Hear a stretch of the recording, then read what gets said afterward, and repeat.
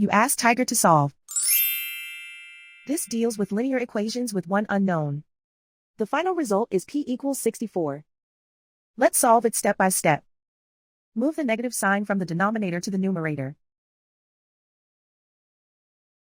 Swap sides. Isolate the p. Multiply both sides by 4. Group like terms. Multiply the coefficients.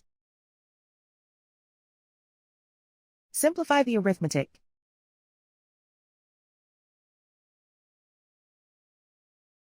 Convert the p into a positive number. Multiply both sides by -1.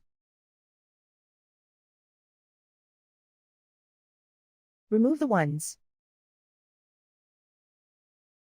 Simplify the arithmetic.